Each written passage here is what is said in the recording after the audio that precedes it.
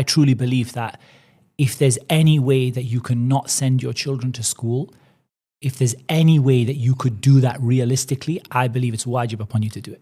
If there's any way that you cannot send your children to school, if there's any way they could be educated at home or educated in small groups or go to something where, like a tutor, or if there's any means to do that, I personally believe that it's wajib upon you to do it. There might be some good Muslim schools. I can't say the whole world. I don't want to paint the whole world with the same brush, but generally speaking, we've got kids going to really good Muslim schools.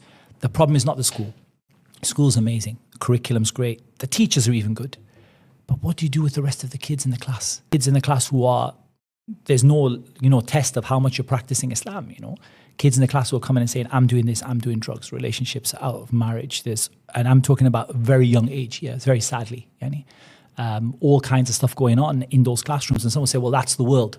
And I understand that argument. Yeah, you're right. That's, life's hard, get a helmet, I completely understand that. I completely understand that idea of my kids are going to experience that in the world. Why? But my issue is our job is to protect our children as much as we can. We can't remove every evil from the world, but we protect them to the maximum extent possible.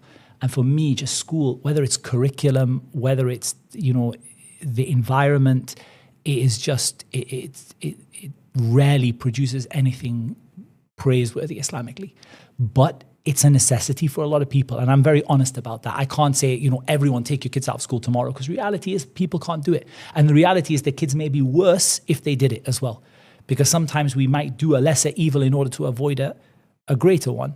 But I believe every parent should be looking at what they could potentially do to get their kids into a better environment. Bearing in mind that school is so formative. How long do you waste in school? Yeah. The best 13 years of your life, 10 to 15 years of your life, plus university and whatever else.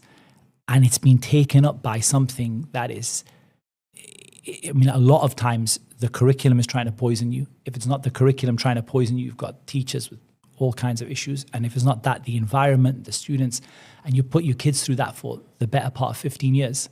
And then you want your kids to come out and benefit you when you go into your grave. And it seems to me to be a bit of a strange way of thinking.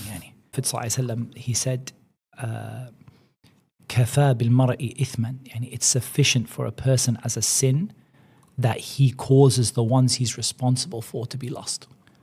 And you don't need another sin to go to Jahannam. That's enough for you. If you caused your kids to go astray, or you caused your kids to be lost, and you didn't fulfill your responsibility to them, you don't need another sin. That's enough for you. And that's the hadith like that are very, very, very, very scary.